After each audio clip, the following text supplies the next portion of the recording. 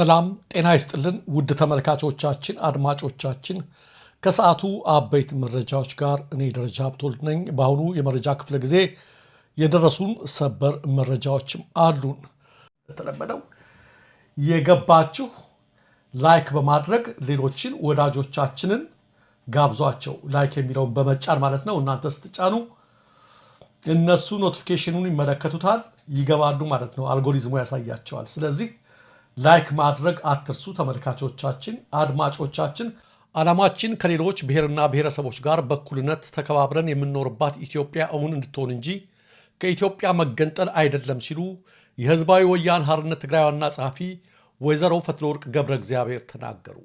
ወይዘሮ ፈትለወርቅ ወይም በቅጽል ስማቸው ሞንጄሪኖ ይህን ያሉት ከክልሉ መገናኛ ብዙሃን ጋር ባደረጉት ቃለ ምልልስ ነው።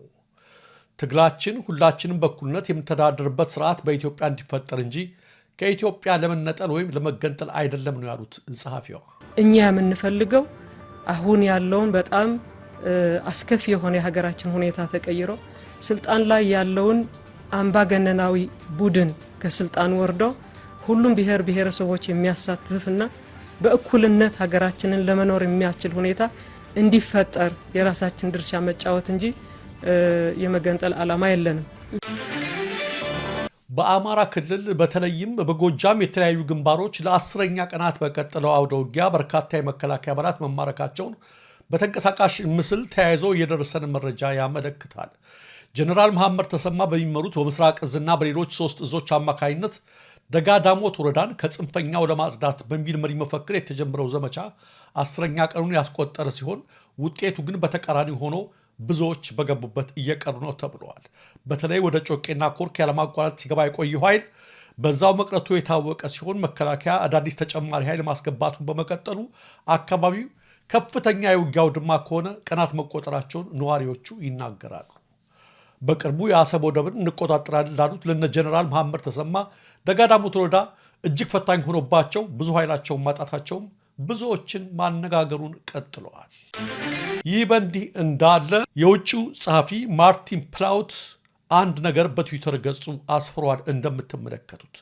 እንደምታዩት ምንድን ነው የሚለው? ይሄ አንዳንድ የአማራ ብሔር ተወላጅ የሆኑ ባለሀብቶች ወይም ኦሊጋርኮች ከገዢው ቡድን ጋር የቅርብ ግንኙነት ያላቸው ነጋዴዎች፣ የመንግስት ከፍተኛ ባለስልጣናትና በፖለቲካ ውስጣዊ መረጃ ያላቸው ግለሰቦች የፋኖን ትግል በመጥለፍ የአብይን አስተዳደርም ሆነ የራሳቸውን ጥቅም ለማስጠበቅ እየሰሩ ነው በያለው ማርቲን ፕላውት አብይንም ለማታደግ የራሳቸውንም ጥቅም ለማስጠበቅ እየሰሩ ነው። የተለያየ መረጃዎችን የሚወሸት እያቀናበሩ ነው። እንደነዚህ ዘገባዎች ከሆነ እነዚህ አካላት በህገ ወጥ መንገድ ያካበቱትን ሀብትና የፖለቲካ ተጽዕኖ ከማጣት እንዲሁም በፈጸሙት ጥፋት ወይም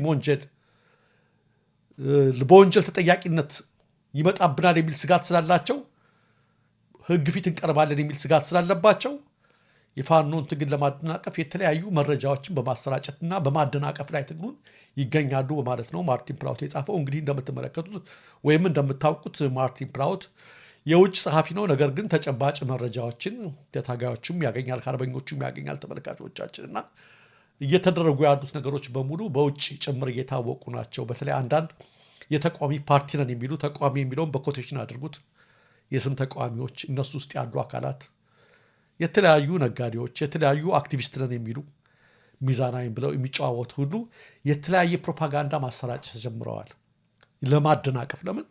ይሄ ፋኖ አመጣጡ አስፈርቷቸዋል የሚል ነው። እነሱ ብቻ ሳይሆኑ መንግስታዊ መገናኛ ብዙሃኑ ምን እያሉ እንደሆነ ሁላችሁም ታውቁታላችሁና እነ ማርቲን ፕላውት ሳይቀሩ ይህንን ሻጥር ሁሉ አውቀውታል ለማለት ነው። ተመልካቾቻችን አድማጮቻችን፣ ሌላው አሳዛኝ መረጃ በጉጂና በሲዳማ መካከል የተፈጠረ ግጭት ተባብሶ የአዶላ አካባቢ በከፍተኛ ተኩስ እየተናወጠ ይገኛል። ለዝግጅት ክፍላችን የደረሰው የቪዲዮ ምስል እንደሚያሳየው በአካባቢው የእርስ በርስ ግጭቱ ከተቀሰቀሰ ቀናት ያስቆጠረ ሲሆን በዛሬ ዕለት ግን እጅግ የከፋ አደገኛ ደረጃ ላይ ደርሷል። ተመልካቾቻችን አድማጮቻችን፣ ይህን ተከትሎ በጉጂ ዞን አዶላ ሬዴ ወረዳ በአዶላ ከተማ አስተዳደር ስር በሚገኘው በአዶላ አውራጋ አካባቢ በምግብ ቤቶችና በተለያዩ ስራዎች ተሰማርተው ባሉ የሲዳማ ተወላጆች ላይ በማንነታቸው ምክንያት ጥቃት እንዳይፈጽም የሚለው ስጋት በማየሉ ወደ አካባቢው መከላከያ መንቀሳቀሱና የአዶላ ከተማ ነዋሪዎችን በሰላማዊ ሁኔታ የሲዳማ ወጣቶችን ለመከላከያ ሰራዊት እንዳስረከቡ ታውቋል። በዚህ መልክ ማለት ነው። ብልጽግና በሚቆጣጠራቸው መገናኛ ብዙሃን ኢትዮጵያ እየመከረች ነው የሚል ፕሮፓጋንዳ እያሰራጨ በሚገኝበት በአሁኑ ሰዓት ሀገሪቱ ከጫፍ እስከ ጫፍ በግጭትና በጦርነት መናጧን ቀጥላለች። የክቡር አቶ ሌንጮ ባቲ የሪያድ ኮሚኒቲ 2024 00 BMW መኪና ስጦታ አበርክቷል። በሳዑዲ አረቢያ ጂዳ ኢትዮጵያን ኮሚኒቲ ጽሕፈት ቤት ውስጥ ከፍ ያለ ሙስና እየተፈጸመ እንደሆነ የውስጥ ምንጮች ያደረሱን መረጃ ያመለክታል። ለኮሚኒቲው ጽሕፈት ቤት እድሳት ተብሎ በወጣው ጨረታ 450 ሺህ ሪያል ያቀረበ ግለሰብ ጨረታውን ቢያሸንፍም ከአሸናፊው ግለሰብ ጋር በመመሳጠር ከሕግ አግባብ ውጭ 1.3 ሚሊዮን ሪያል ክፍያ መፈጸሙን ምንጮች የላኩ መረጃ ያመለክታል። በተጨማሪም አምባሳደር ጣፋ ቱሉ የቆይታ ጊዜን ስላጠናቀኩኝ ከኮሚኒቲና ከኢትዮጵያ ዲያስፖራዎች መኪና ይገዛልኝ በማለት የኤምባሲውን ሰራተኞች እያስገደዱ ይገኛሉ ያሉት የውስጥ ምንጮቹ ይህን ተከትሎም የኢትዮጵያን ኮሚኒቲ ጂዳ ቆንጽላ ከመንግስት ካዝና 20 ሺህ ሪያል መለገሱን ገልጸዋል። አሁን ደግሞ ለሌሎች ኮሚኒቲዎች ማለትም የመካ፣ የመዲና፣ የአብሃና የጂዛን ኮሚኒቲዎችም ለአምባሳደሩ መኪና መግዣ ገንዘብ በማሰባሰብ ላይ ይገኛሉ ሲሉ አክለዋል። ቀደም ሲል በሳዑዲ አረቢያ የጂዳ አምባሳደር ለነበሩት ለኦቦ ሌንጮ ባቲ በተመሳሳይ መንገድ ከፍተኛ ገንዘብ ተሰባስቦ የመኪና ሽልማት መሰጠቱን ምንጮች ያደረሱን መረጃ ያመለክታል። የክቡር አቶ ሌንጮ ባቲ የሪያድ ኮሚኒቲ 2024 00 BMW መኪና ስጦታ አበርክቷል። ከመንግስት ካዝና በማፈስና ኮሚኒቲውን በማስገደድ የሳዑዲ አረቢያ አምባሳደር እየተባሉ ተሹመው ወደ ሪያድና አካባቢው ለሚመጡ አምባሳደሮች በሙሉ የመኪና ሽልማት ማበርከት የተለመደ የአደባባይ ሙስና ሆኗል ሲሉም ጨምረው ገልጸዋል። በገዳሙና በገዳማውያኑ ላይ የተፈጸመው ድርጊት የሽብርና የአጥፍቶ ጠፊነት ተግባር ነው ሲል እናት ፓርቲ ገለጸ። ፓርቲው በመግለጫው መከላከያ ህዝብን ማገልገል ሲገባው ህዝብን እየጨረሰ ነው ብለዋል። ፓርቲው በአማራ ክልል በደቡብ ወሎ ዞን ቦረና ወረዳ የሚገኘው የኢትዮጵያ ኦርቶዶክስ ተዋሕዶ ቤተክርስቲያን የአባይ ቅድስት አርሴማ ገዳም ላይ በተፈጸመ የድሮን ጥቃት የሰዎች ህይወት ማለፉና በንብረት ላይ ከፍተኛ ጉዳት መድረሱን በመግለጽ ድርጊቱን በጥብቅ አውግዘዋል። በጥላቻና ሆነ ተብሎ በሚመስል መልኩ በተፈጸመው ጥቃት ከመነኮሳቱ ሞት በተጨማሪ የገዳማውያኑ የዓመት ቀለብ እህልና ጥራጥሬ ሙሉ በሙሉ መውደሙን ያወሳው እናት ፓርቲ የተግባር ቤት፣ የማብሰያ ዕቃዎች፣ የውሃ ማጠራቀሚያ፣ የኮንክሪት ታንከር፣ የውሃ ማስተላለፊያ ቱቦዎች ሙሉ በሙሉ መውደማቸውን አትተዋል። አንድ መነኩሴ ስለ ሁኔታው ሲናገሩ በገዳሙ ስርዓት የጧት 3 ሰዓት ጸሎት አድርሰን ሁሉም ወደ ተመደበበት ስራ ሲሰማራ ድሮን የምትባለው ስትዞር ድምጿን ሰምተናል፣ አይተናታል።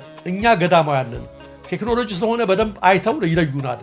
ምንም የሚያጠራጥርና የሚያስፈራን ነገር የለም ብለን ስራችንን ቀጠል። ነገር ግን የሆነው እኛ እንዳሰብነው አልነበረም። ትንሽ ቆይተው ለስራ በተሰበሰብንበት መዓት አወረዱብን። ያን የመሰለ ጭካኔ ለምን ማድረግ እንዳስፈልጋቸው ማሰብም ማለምም ይከብዳል።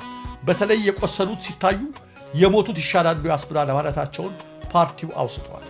ፓርቲው በዛሬው ዕለት ባወጣው በዚሁ መግለጫ ህዝብ ለማገልገል የተቋቋሙ ተቋማት ለህዝቡ ጅምላ ጨራሽ እየሆኑ ነው ብለዋል። በመሆኑም ይላል እናት ፓርቲ በመጨረሻም በመሆኑም መላው ኢትዮጵያን ይህን የአጥፍቶ ጠፊ የሽብር ድርጊት በአንድነት እንዲያወግዝ፣ መንግስት ለድርጊቱ ሙሉ ኃላፊነቱን እንዲወስድና ድርጊቱ ሲፈጸም የሚያሳይ የፎቶና የቪዲዮ መረጃ ለህዝብ ይፋ እንዲያደርግ፣ ሀገርን ከጥቃት ለመጠበቅ የተቋቋሙ ተቋማት ህዝብን ጅምላ ጨራሽ ወደ መሆን መሸጋገራቸው መላው ህዝባችንና ዓለም አቀፉ ማህበረሰብ እንዲያውቀውና አጥፊው አካል ተጠያቂ እንዲደረግ፣ እንዲሁም መላው ኢትዮጵያን በዚህ ሀሩር ለሀገርና ለህዝብ የሚጸልዩ ገዳማውያን ቀለባቸውና የመጠጥ ውሃ በጥቃቱ ሙሉ በሙሉ በመውደሙ ቀሪዎቹ በረሃብና ጥም ከማለቃቸው በፊት እንዲደርስላቸው እንጠይቃለን ሲል ጥሪ አቅርበዋል።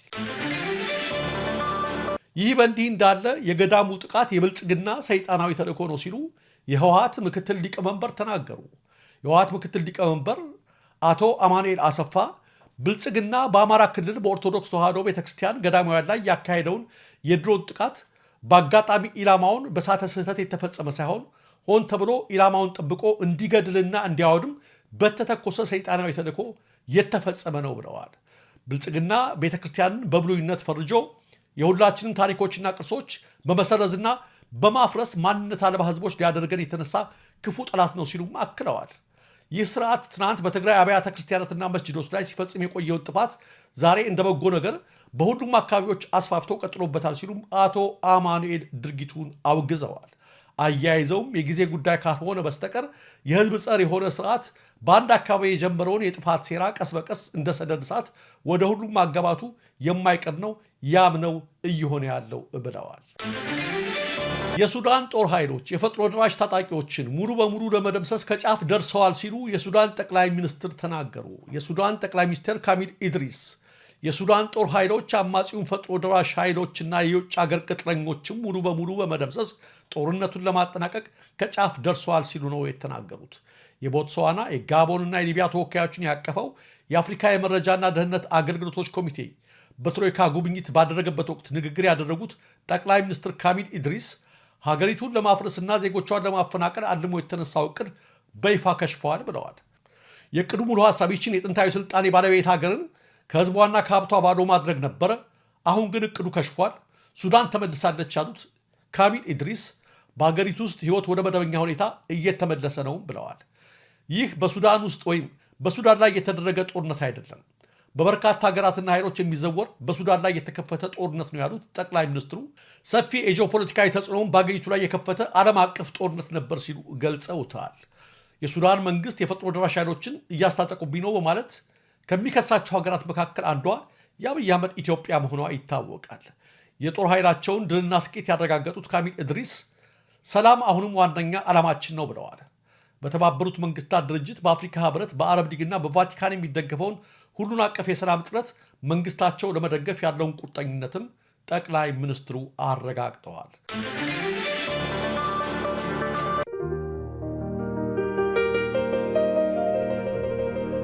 ራማ ኬተሪንግና አገልግል ሙሉ የኬተሪንግ አገልግሎት የምንሰጣቸው አገልግሎቶች አገልግል በተለያዩ ፓኬጆች ባዘዙን ቦታ እናቀርባለን።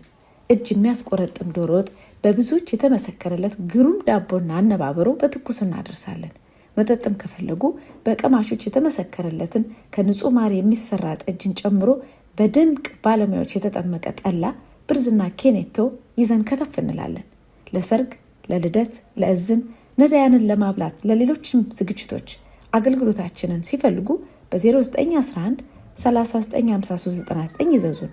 የቀጠሮ ሰዓት ሳናዛንፍ በንጽህናና በታማኝነት እናደርሳለን። በአገልግሎታችን እናረካውታለን። የጥራትና የታማኝነት አገልግሎት ከተመጣጣኝ ዋጋ ጋር ከሆነ ፍላጎቶ ራማ ኬተሪንግና አገልግል ይሁን ቀዳሚ ምርጫው። ራማ ኬተሪንግ በሀገር ውስጥም ከሀገር ውጭም ካሉበት ቦታ ሆኖ ለማዘዝ ስልክ ቁጥራችንን ነው 0911 395399 ወይንም 0921 20 58 54። በአካል ለማዘዝ ከፈለጉ ደግሞ በቢሮአችን ቃሊቲ ናታን ህንፃ 4ኛ ፎቅ ላይ ያገኙናል። ራማ ኬተሪንግና አገልግል። ክቡራን ተመልካቾቻችን፣ አድማጮቻችን የሰዓቱ መረጃዎች እነዚሁ ነበሩ። ለትክክለኛ ለወቅታዊ ለፈጣን መረጃዎች እንዲሁም ለቁም ነገር አዘል ዝግጅቶች ሪፕሬስን ይከታተሉ። ኢትዮጵያ ሀገራችን፣ ምስራቅ አፍሪካችን በሰላም በአንድነት በሞገስ በነፃነት በፍቅርና በክብር ለዘላለም ይኑሩ። እወዳቸዋለሁ፣ አከብራቸዋለሁ። ጤና ይስጥልኝ።